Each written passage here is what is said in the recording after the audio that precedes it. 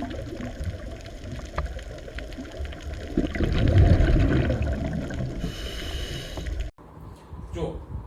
આપણે રુધિર વિશેની ચર્ચા પૂરી કરી ગયા, રુધિર જૂથ પણ જોઈ ગયા. આજે હવે જોઈએ પરિવહન માર્ગો.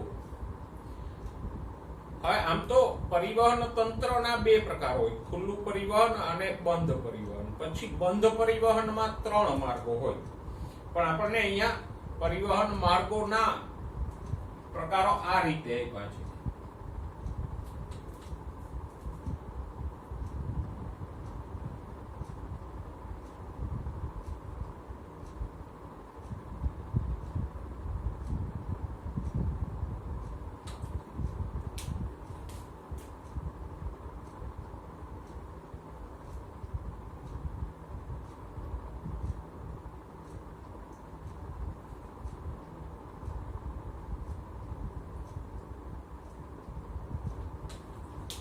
પરિવહન તંત્રના બે પ્રકારો પડે. એક તો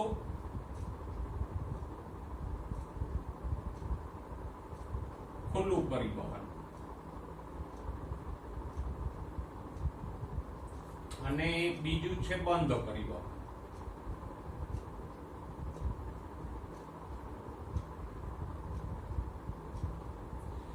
પછી આગળ જતા બંધ પરિવહનમાં 3 માર્ગો પડશે. બંધ પરિવહન જે પ્રાણીઓ ધરાવે છે એમાં 3 અલગ અલગ પ્રકારના માર્ગ જોવા મળે પરિવહનના. અચ્છા, પરિવહન એટલે વહન થવું. આપણા શરીરમાં જે રુધિર વહે છે, રુધિર આમ ફરતું રહે છે, એને જ શું કહેવાય? પરિવહન.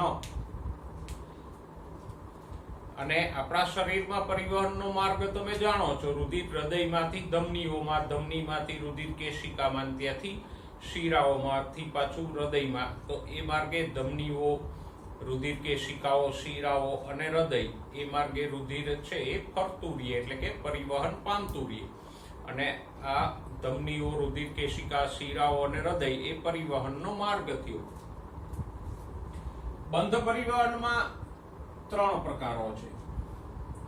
એક વડું પરિવહન,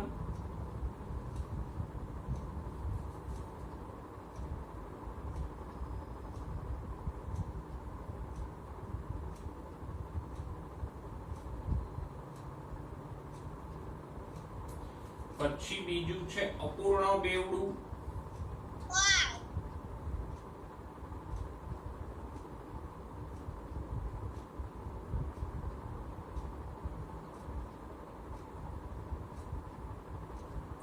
અને ત્રીજું છે બેવડું પરિવહન.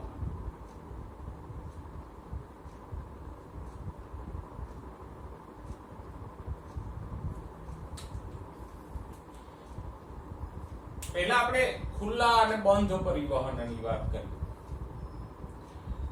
જો એમાંથી પહેલા હું તમને બંધ પરિવહન સમજાવું તો ખુલ્લું સમજવું સહેલું પડશે.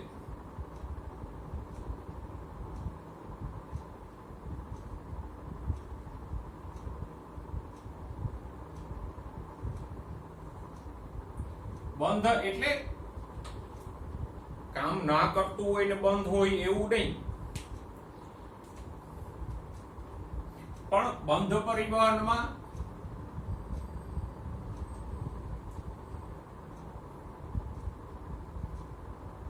રુધિર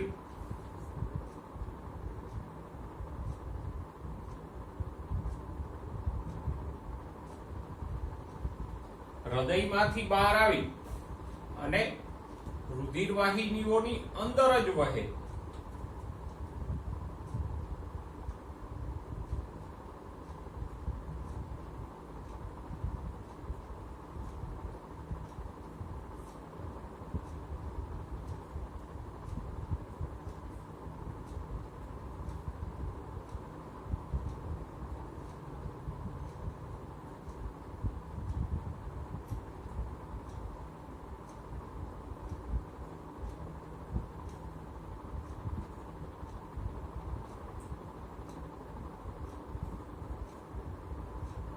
તો અહીંયા રુધિર છે હૃદયમાંથી પંપ થાય તો એ પાછું હૃદયમાં આવે ત્યાં સુધી રુધિર વાહિનીઓ નામની નલિકાઓમાં જ વહે. હવે રુધિર વાહિનીઓ એટલે કોણ? તો કે નામ ઉપરથી જ, શબ્દ ઉપરથી જ ખ્યાલ આવે. રુધિર વાહિની તો રુધિરનું વહન કરનાર, વાહિની એટલે વહન કરનાર. તો રુધિર વાહિની, રુધિરનું વહન કરનાર નલિકાઓ કઈ છે? તો કે ધમનીઓ,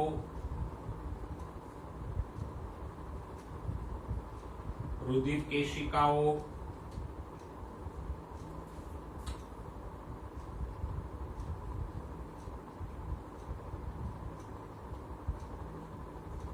અને શિરાઓ.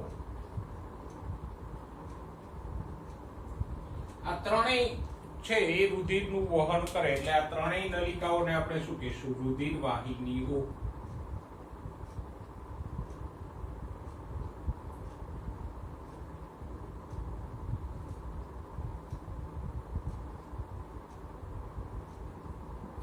રુધિર વાહિનીઓ એટલે ધમનીઓ, રુધિર કેશિકાઓ અને શિરાઓ કે જે રુધિરનું વહન કરતી નલિકાઓ છે.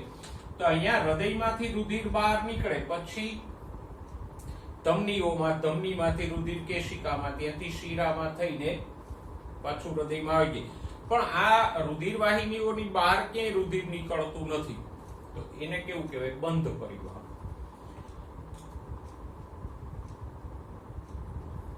નીચેની કક્ષાના શેમાં જોવા મળે બંધ પરિવહન? તો કે નીચેની કક્ષાના પ્રાણીઓની વાત કરો તો નુપુરક એટલે અળસિયા જેવા પ્રાણીઓ, નુપુરક સમુદાય એટલે અળસિયા જેવા પ્રાણીઓ, અને પૃષ્ઠવંશીઓ.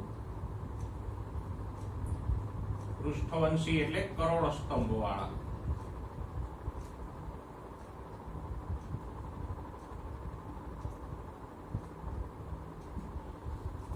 એમાં મનુષ્ય પણ આવી જાય. તો આપણું પરિવહન તંત્ર બંધ પ્રકારનું છે. જો આને થોડુંક આપણે એક નાની સરળ આકૃતિથી દર્શાવીએ તો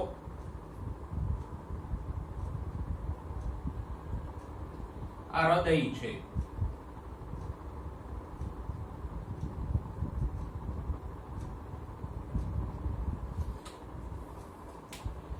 હૃદયમાંથી રુધિર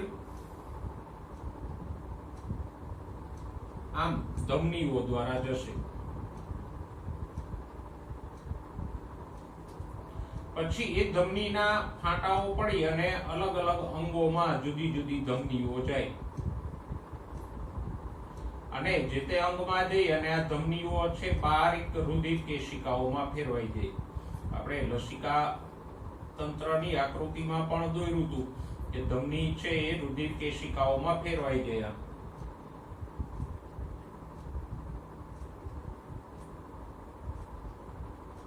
અને પછી આ રુધિર કેશિકાઓમાંથી પેલા પેશીય જળ સ્વરૂપે બધા દ્રવ્યો છે એ કોષો સુધી પહોંચી જાય, પણ રુધિર બહાર નથી આવતું.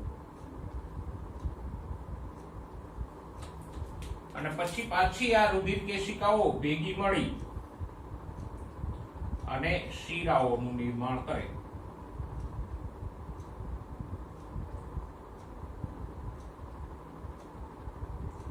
અને પછી જુદા જુદા અંગોમાંથી આવતી શિરાઓ ભેગી થઈ અને એક મોટી શિરા સ્વરૂપે પાછું હૃદયમાં રુધિર ઠાલવી ગઈ.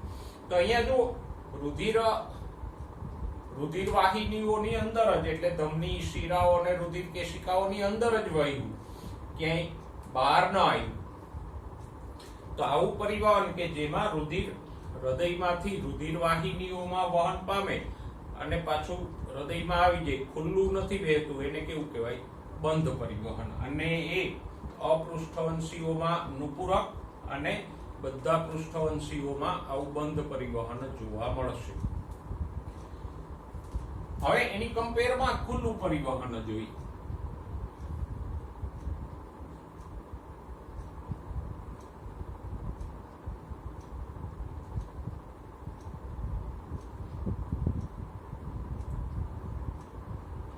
તો ખુલ્લું પરિવહન ધરાવતા પ્રાણીઓમાં રુધિર વાહિનીઓ બહુ ઓછી હોય, એટલે કે એમાં ધમની હોય પણ થોડીક જ હોય, વધારે ના હોય.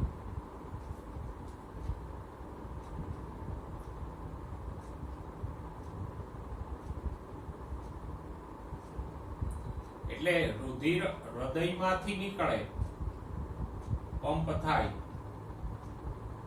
અને મોટી રુધિર વાહિનીઓ કે જે આમ ટૂંકી હોય એવી નાની નાની ધમનીઓ એમાં ન હોય.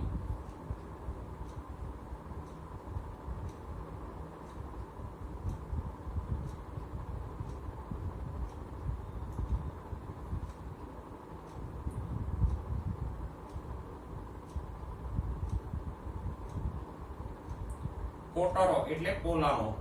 તો એ શરીરના કોટરોમાં મુક્ત એટલે ખુલ્લું વહે છે.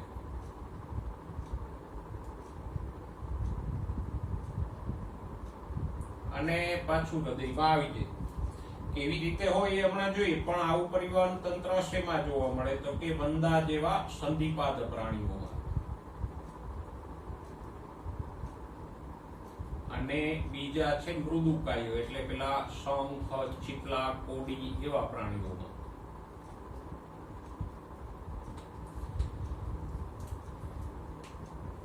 જો હવે ખુલ્લું પરિવહન કેવું હોય તો કે આપણે એક વંદાની આકૃતિ દોરીએ.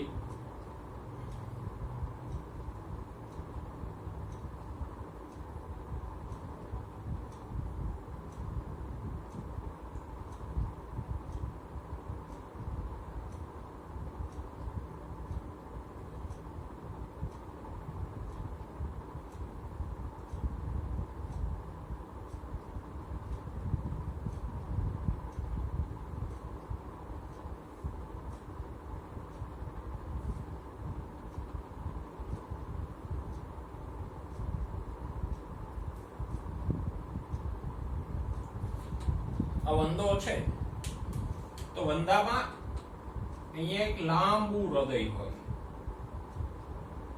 આમ 13 ખંડો વાળું લાંબુ હૃદય હોય.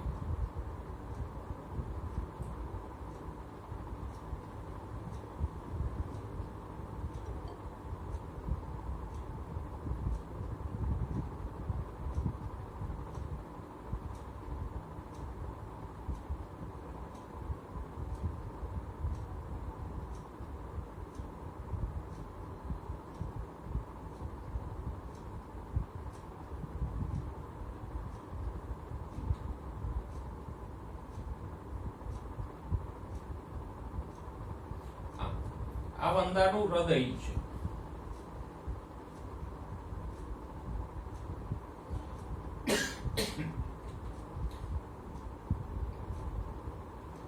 અને આ ધમની છે.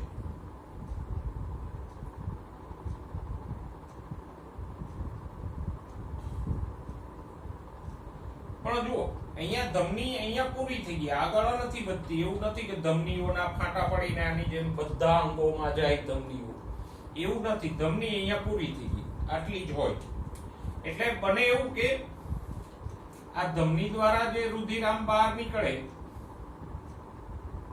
હૃદયમાંથી, એ ખુલ્લું એમને આમ શરીરના કોટરો એટલે પોલાણોમાં, શરીરમાં જ્યાં જ્યાં પોલાણ હોય ત્યાં આમ ખુલ્લું વહે એટલે કે ભરેલું રહે, આખા શરીરમાં આમ ભરેલું રહે.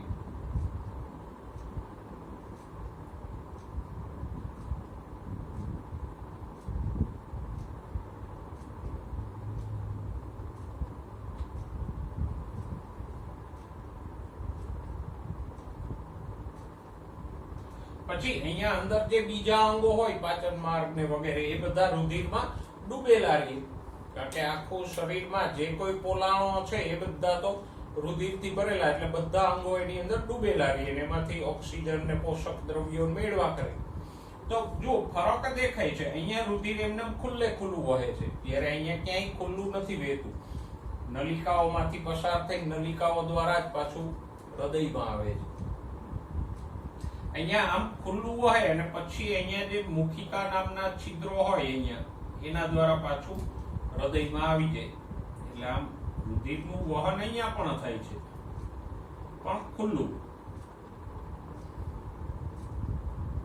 શરીરના કોટરો કે પોલાણોની અંદર રુધિર મુક્ત રીતે વહે છે, જ્યારે આમાં મુક્ત કે ખુલ્લું નથી વહેતું, રુધિર વાહિનીઓની અંદર જ વહે છે. તો આપણે જે પરિવહન માર્ગો કે પરિવહન તંત્રના બે પ્રકારોની વાત કરી, ખુલ્લું પરિવહન અને બંધ પરિવહન, એને આપણે આકૃતિની મદદથી સમજ્યા. એમાં આ ઉદાહરણો ખાસ યાદ રાખજો કે ખુલ્લું પરિવહન શેમાં જોવા મળશે, તો કે સંધિપાદ પ્રાણીઓ અને મૃદુકાયમાં. બંધ પરિવહન તો કે અપૃષ્ઠવંશીની વાત કરો તો નુપુરકો એટલે અળસિયા જેવા પ્રાણીઓ, અને પૃષ્ઠવંશીઓ એટલે મનુષ્ય, પક્ષીઓ, દેડકા એવા કરોડ સ્તંભ વાળા પ્રાણીઓમાં બંધ પરિવહન જોવા મળશે.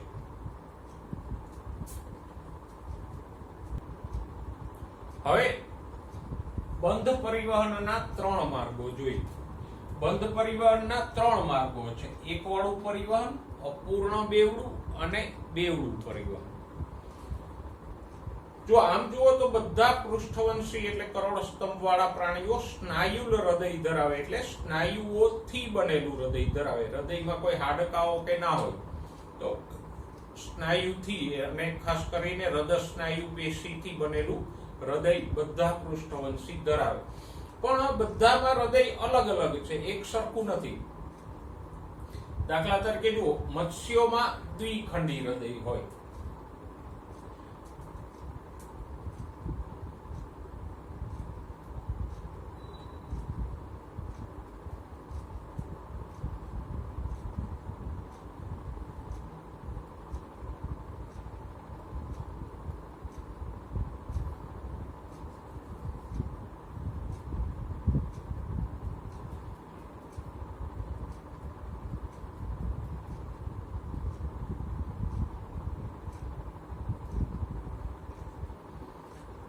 જો આ પરિવહન માર્ગો ભણતા પહેલા એક કહી દઉં કે રુધિરમાં સૌથી અગત્યનું હોય તો શું છે? ઓક્સિજન. એટલે કોઈ પણ પ્રાણીનું રુધિર હોય એ કઈ બાજુ જવું જોઈએ? વંદા જેવા પ્રાણીઓને વાત કરો તો મોસ્ટલી એ શ્વસનાંગો તરફ રુધિર જાય, ત્યાંથી એ ઓક્સિજન ગ્રહણ કરે, CO2 મુક્ત કરે, પછી એ ઓક્સિજન યુક્ત રુધિર બધા અંગોમાં જાય. પણ હવે મત્સ્યોમાં દ્વિખંડી હૃદય છે. દ્વિખંડી એટલે એક કર્ણક અને એક ક્ષેપક વાળું હૃદય છે.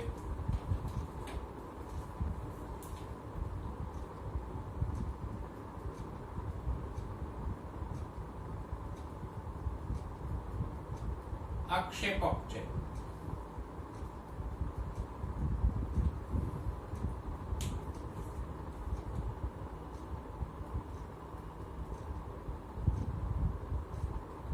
અને આ કર્ણક છે.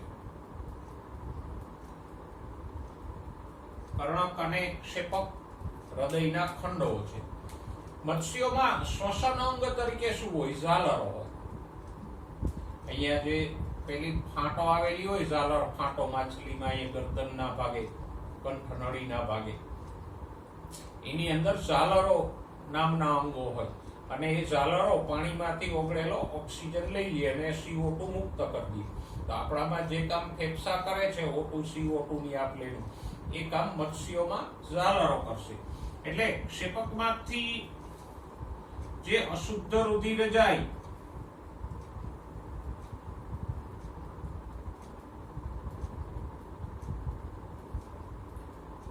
એ ઝાલરોમાં ધકેલે.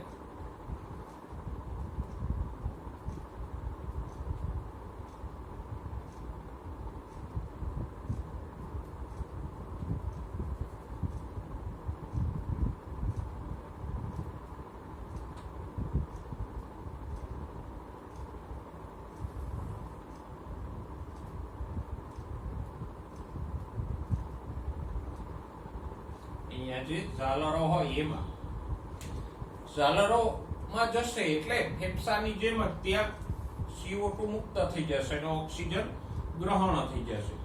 તો આવું ઓક્સિજન યુક્ત શુદ્ધ રુધિર છે એ પછી અલગ અલગ ધમનીઓ દ્વારા અંગોમાં જાય. અંગોમાં જશે એટલે શું થશે? તો કે અંગોમાં જે કોષો હશે એ ઓક્સિજન લઈ લેશે અને CO2 મુક્ત કરી દેશે. એટલે રુધિર પાછું કેવું થઈ ગયું? અશુદ્ધ થઈ ગયું. અને આવું અશુદ્ધ રુધિર હૃદયમાં આવે, કર્ણકમાં. તો જો અહીંયા પરિવહનનો એક જ માર્ગ છે, આ છે ને. તો આ કેવું થયું? એક વાળું પરિવહન.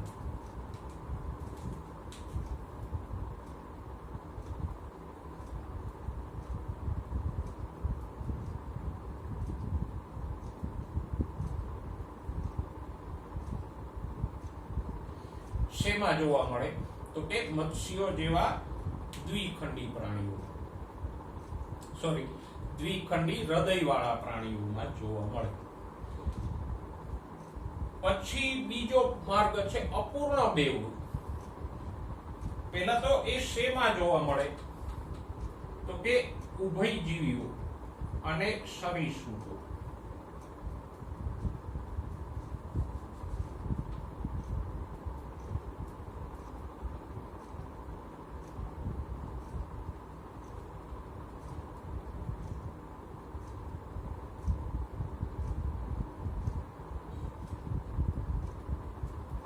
કે જે ત્રિખંડી હૃદય ધરાવે છે. ત્રિખંડી એટલે 3 ખંડો વાળું.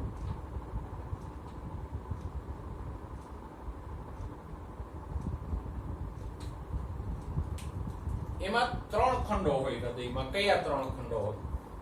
તો કે 2 કર્ણકો અને 1 ક્ષેપક હોય.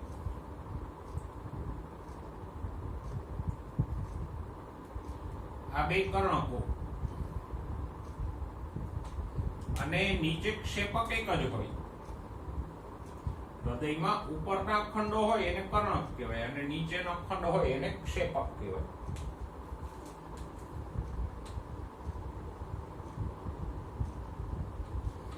હવે અહીંયા શું થશે?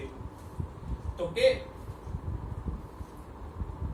આ ક્ષેપકમાંથી રુધિર ધકેલાશે. હંમેશા ક્ષેપકમાંથી જ રુધિર શરીરમાં ધકેલાય. તો ક્ષેપકમાંથી રુધિર ધકેલાય અને પાછું આ જમણા કર્ણકમાં આવે. આ જમણું કર્ણક છે.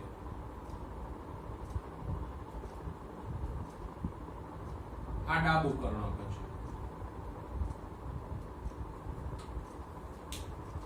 અને આ ક્ષેપક છે.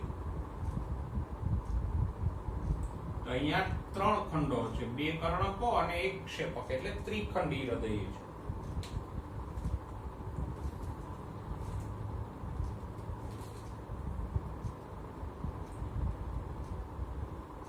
તો અહીંયા શરીરના અંગોમાંથી અશુદ્ધ રુધિર ક્યાં આવશે? જમણા કર્ણકમાં ઠલવાશે. અશુદ્ધ રુધિર છે ને આપણે બ્લુ રંગથી દોરીએ.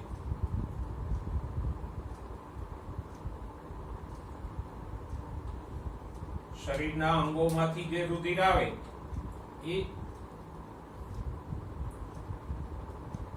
અશુદ્ધ હોય. જ્યારે ડાબા કર્ણકમાં તો કે એમાં ત્વચા અને ફેફસામાંથી રુધિર આવશે.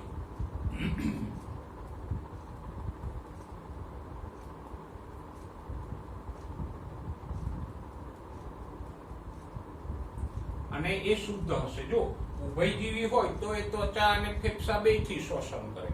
એટલે એમાં જે ત્વચામાંથી અને ફેફસામાંથી આવે એ રુધિર શુદ્ધ હોય. સરીસૃપો ત્વચા દ્વારા શોષણ નથી કરતા, એ ફક્ત ફેફસાથી જ શોષણ કરે. તો એમાં ફેફસામાંથી જે રુધિર આવે એ શુદ્ધ હોય.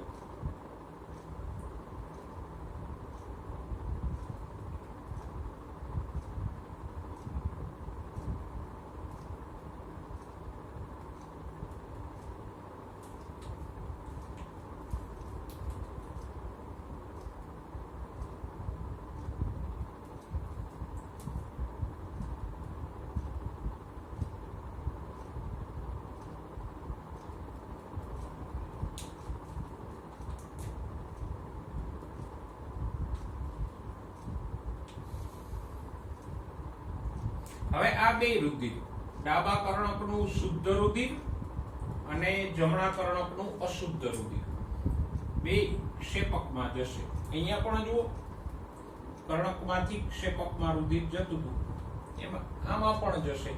બે કર્ણકોનું રુધિર ક્ષેપકમાં જશે. પણ હવે અહીંયા રુધિર મિશ્ર થઈ ગયું કે નહીં? જમણા કર્ણકમાંથી અશુદ્ધ આવ્યું અને ડાબા કર્ણકમાંથી શુદ્ધ આવ્યું, એટલે ક્ષેપકમાં શુદ્ધ અને અશુદ્ધ રુધિર મિશ્ર થઈ ગયા. અને આવું મિશ્ર રુધિર, શુદ્ધ અને અશુદ્ધ બંને વાળું રુધિર છે એ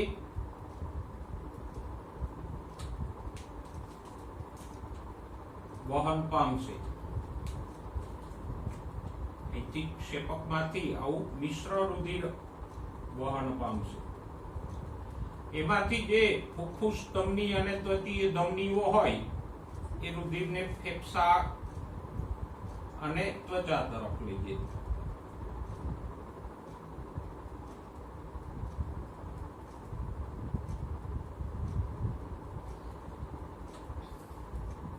અને ફેફસા કે ત્વચામાં ગયેલું રુધિર શુદ્ધ થઈને પાછું ડાબા કર્ણકમાં આવે.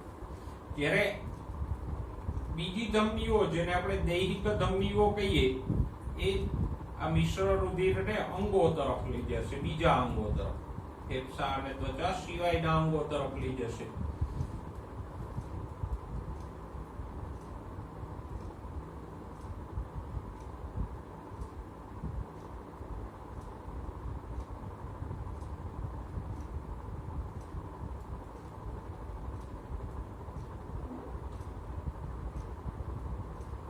અને આ જે રુધિર ગયું છે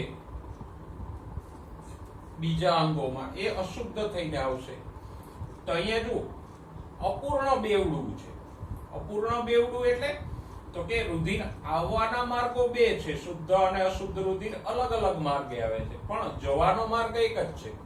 જો સંપૂર્ણ બે હોય માર્ગ, કે એક માર્ગે શુદ્ધ રુધિર, બીજા માર્ગે અશુદ્ધ રુધિર, પાછું હૃદયમાં આવે પણ જુદા જુદા માર્ગે, તો સંપૂર્ણ બેવડું થયું. પણ અહીંયા રુધિર આવવાના માર્ગો બે છે પણ જવાનો માર્ગ એક જ છે, એટલે અપૂર્ણ બેવડું. અને બીજી વાત, અહીંયા મિશ્ર રુધિરનું પરિવહન થાય, શુદ્ધ અને અશુદ્ધ. આ ડાબા કર્ણકનું શુદ્ધ અને જમણા કર્ણકનું અશુદ્ધ બે રુધિર ક્ષેપકમાં મિશ્ર થઈને શરીરમાં પરિવહન પામશે.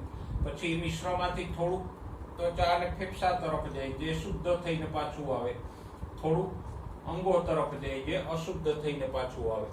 તો આવવાના માર્ગો બે જુદા જુદા છે, શુદ્ધ અને અશુદ્ધના, પણ જવાનો માર્ગ એક જ છે, એટલે અપૂર્ણ બેવડું થયું.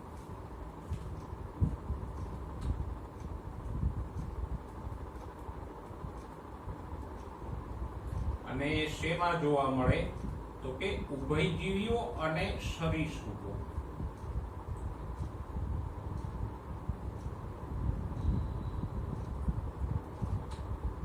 પણ અહીંયા એક વસ્તુ યાદ રાખજો કે સરીસૃપો, સરીસૃપો એટલે કાચીડા, પછી સાપ, કાચબો, ગરોળી, એવા બધા પેટે ઘસડાઈને ચાલતા પ્રાણીઓને આપણે સરીસૃપ કહીએ. તો બાકીના સરીસૃપો ત્રિખંડી હૃદય ધરાવે, એટલે બે કર્ણક અને એક ક્ષેપક વાળું ત્રિખંડી હૃદય ધરાવે.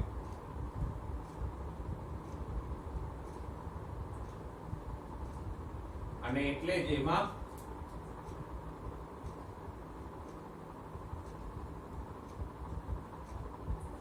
અપૂર્ણ બેવડું પરિવહન જોવા મળે.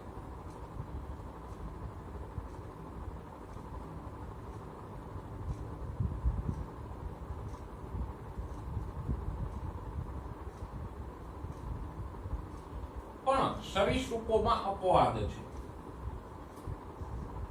મગર છે એ પણ સરીસૃપ જ છે.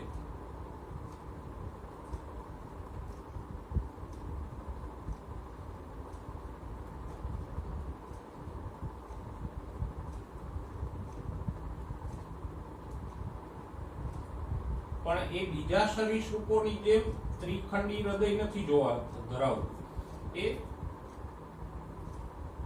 ચતુષ્ખંડી હૃદય ધરાવે.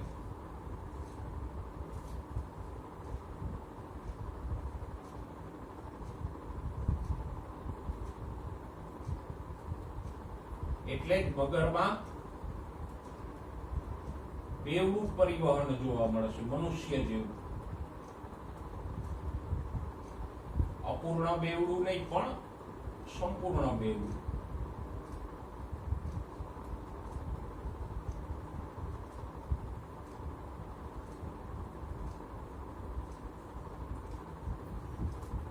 એટલે અપૂર્ણ બેવડું ઉભયજીવી અને સરીસૃપમાં જોવા મળે, પણ મગર સરીસૃપ હોવા છતાંય એમાં સંપૂર્ણ બેવડું પરિવહન જોવા મળશે.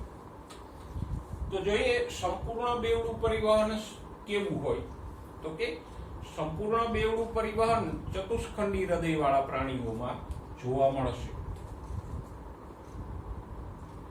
આ પ્રાણીઓ 4 ખંડો વાળું હૃદય ધરાવે છે.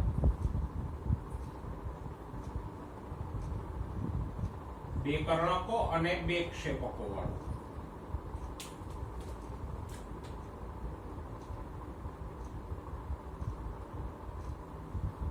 આ ડાબું ક્ષેપક, આ ડાબું કર્ણક, આ તરફનું જમણું કર્ણક અને આ જમણું ક્ષેપક. તો ટોટલ થયા 4 ખંડો, 2 કર્ણકો અને 2 ક્ષેપકો.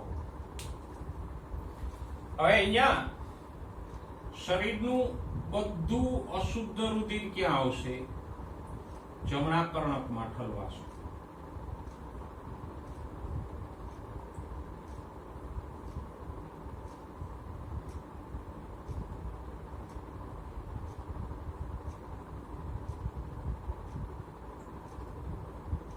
શરીરના અંગોમાંથી આવતું અશુદ્ધ રુધિર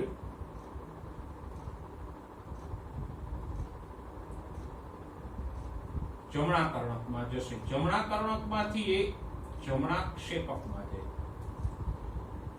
અને જમણા ક્ષેપકમાંથી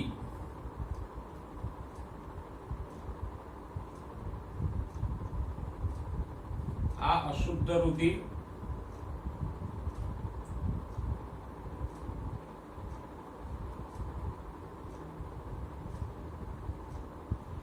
ફેફસાઓમાં દબેલા છે. ફુફ્ફુસ ધમની દ્વારા આ રુધિર ક્યાં જશે? ફેફસામાં.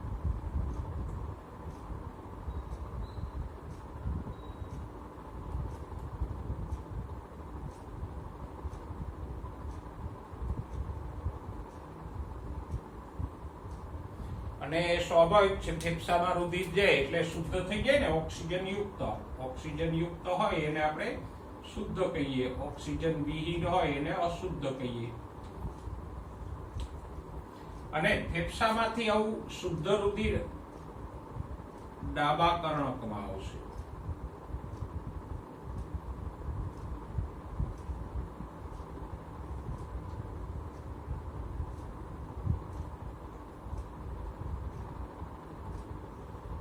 અને ડાબા કર્ણકમાંથી એ શુદ્ધ રુધિર જશે ડાબા ક્ષેપકમાં.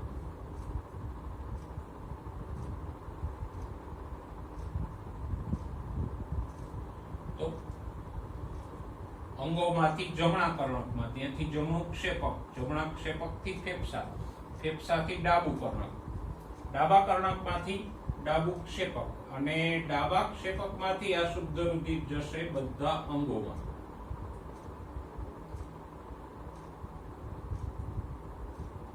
અને અંગોમાં જશે એટલે અશુદ્ધ થઈને પાછું જમણા કર્ણકમાં આવશે.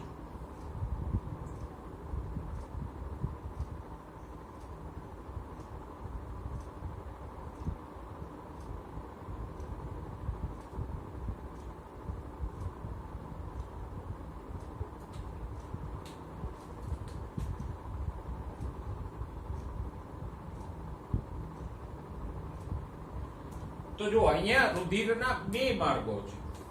એક માર્ગ આ કે જેમાં અશુદ્ધ રુધિર હોય છે, બીજું શુદ્ધ રુધિર વાળું.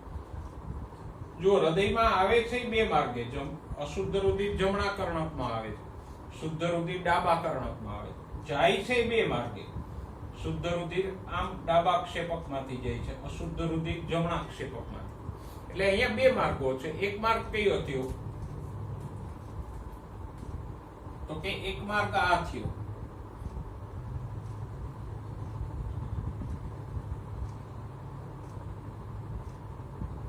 અને આપણે અલગ કલરથી દર્શાવીએ. જમણું ક્ષેપક, ત્યાંથી ફેફસા અને ત્યાંથી ડાબું કર્ણક. જો જમણું ક્ષેપક ત્યાંથી ગયું ફેફસામાં, ત્યાંથી ડાબા કર્ણકમાં આવ્યું. તો આમાં હૃદયથી ફેફસા અને પાછું હૃદય, કર્ણક ક્ષેપક છે, હૃદયના ભાગો છે ને, એટલે હૃદયમાંથી ફેફસામાં અને ત્યાંથી પાછું હૃદયમાં. આ એક માર્ગ થયો.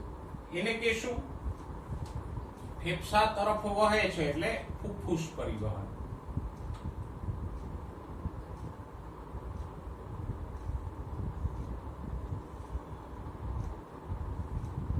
અહીંયા રુધિર ફેફસા તરફ ધકેલાય છે એટલે ફુફ્ફુસ પરિવહન કહીશું આને.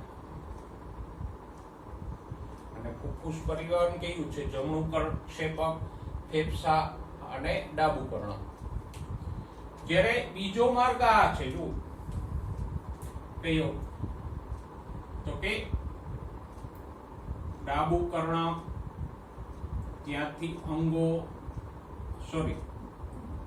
ડાબું ક્ષેપક, ત્યાંથી અંગોમાં અને અંગોમાંથી પાછું હૃદયમાં એટલે જમણા કર્ણકમાં. જો આ ડાબું ક્ષેપક, ત્યાંથી અંગો અને ત્યાંથી જમણા કર્ણકમાં. એટલે એક માર્ગે રુધિર ફેફસા તરફ જાય છે, બીજા માર્ગે અંગો તરફ જાય છે. ફેફસા તરફ જાય એ શુદ્ધ થઈને પાછું આવે, અને અંગો તરફ શુદ્ધ જશે અને અશુદ્ધ પાછું આવશે. અને આ માર્ગને આપણે કહીશું દૈહિક પરિવહન, કારણ કે શરીરના અંગો તરફ જાય છે. એટલે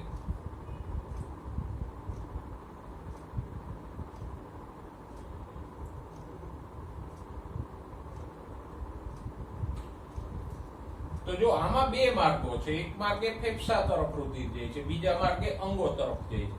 આમાં જો એવા બે માર્ગો નથી. બે માર્ગ આવવાના બે માર્ગ છે, પણ જવાનો એક જ માર્ગ છે, એટલે અપૂર્ણ બેવડું. અને આમાં એક જ માર્ગ છે, એટલે એક વળો. તો આ થયું સંપૂર્ણ બેવડું પરિવહન.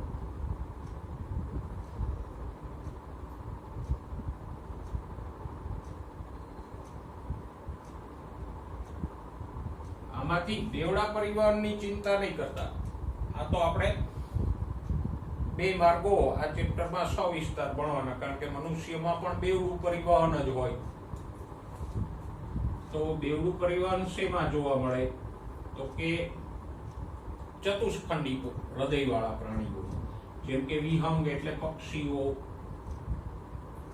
વિહંગ છે વર્ગ છે. પછી સસ્તનો, અને અપવાદ રૂપે મગર, કે જે વિહંગ કે સસ્તન નથી, સરીસૃપ છે, છતાંય એમાં બેવડું જોવા મળશે. જે વિહંગ, સસ્તન અને મગર જે ચતુષ્ખંડી હૃદય ધરાવે છે, 4 ખંડો વાળો.